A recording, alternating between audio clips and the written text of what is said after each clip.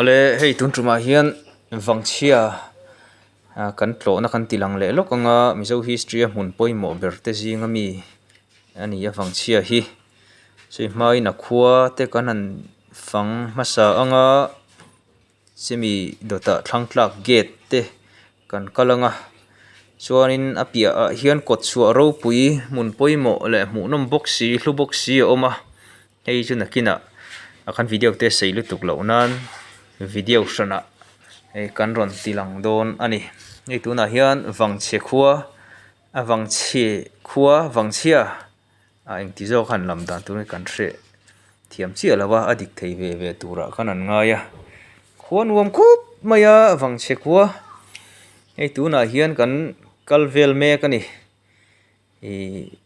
ti hian a khawtawpah hian ti mai te ang Thlangtlak Gate Mizo pipu thon thu le hmun hlui pawimawh chung chang sawi a hmun lai lum luah tu tih theih tur kan va tlawh tel dawn ani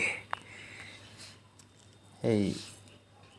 hun engemaw chen kal tum tawh kan ni a kan kal hlei thei lova tun trumah kan an tlawh thei hi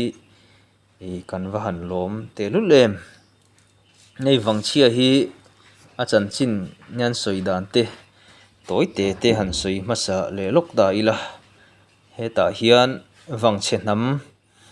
hi an lo awm nual tawh thin a Vangchhia hnam lo awm tawhna niin Vangchhia tih hming a lo puta niin ni an sawi a tichuan Mizorama hun kal tawh chanchin chhuina a Mizo history helai pipu ten lo Thlangtlak tran tir dan te han chui chuan khami chanchin han sawi chuan he hmun hi hmun pawimawh tak mai a lo ni a tichuan Vangchhia ho an sawi zel dan chuan Vangchhia ho an darh hnuah Vangchhia hmun hlui hi sai lo lal thuam a fa up ber thawm pui a falam lal chawn bika phalna im kumsang khazariat somriat panga khan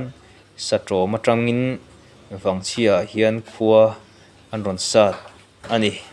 nei hi tu thenkhat le hredeuh te sawi dan kan hriat dan kha ni mai a chuan Vangchhia khua hi zopui tlang dung chhim tawp lama awm ani a Mizo history a chuan hmun lai lum te tun hmain luah lovin lo hre lar lutuk lo ma ila tun hnu hiam hei kawt chhuah ro pui te a rawn lar a hman lai lungphun dang lam tak kawt chhuah ro pui ah hian a awm a chutiang te ani wang chuan kumsang hnih hnu lamah chuan zoram mipui hian a hriat a hlawh chho em mai a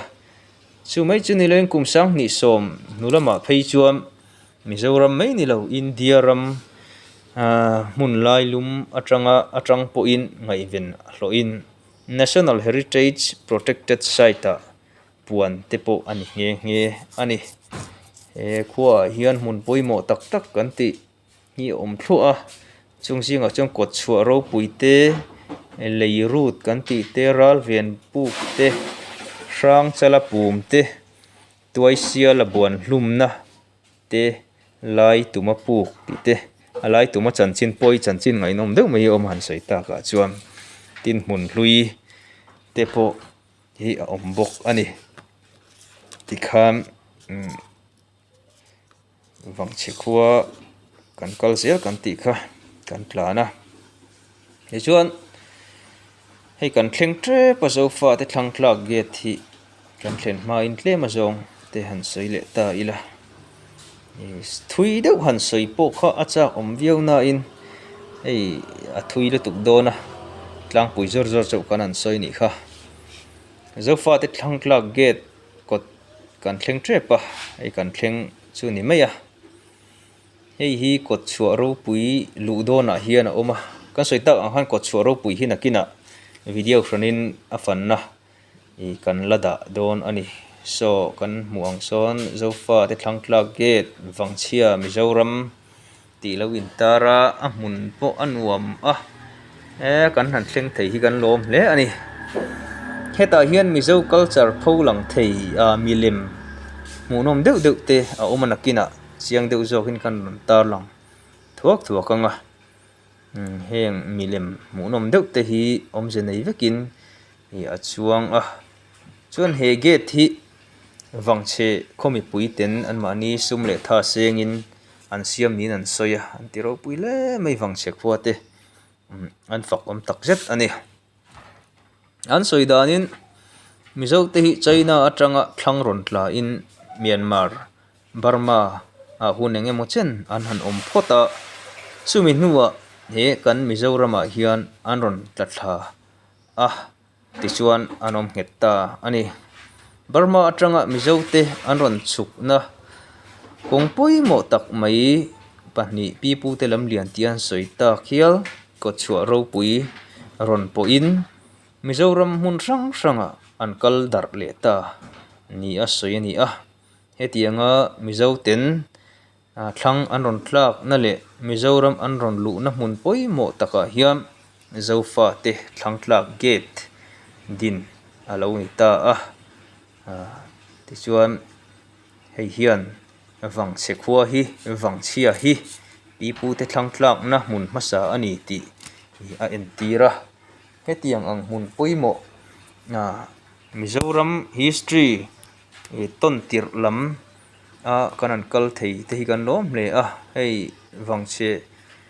hmun pawimawh lai tuma nula tompui na puk ti te tin a mepin an siam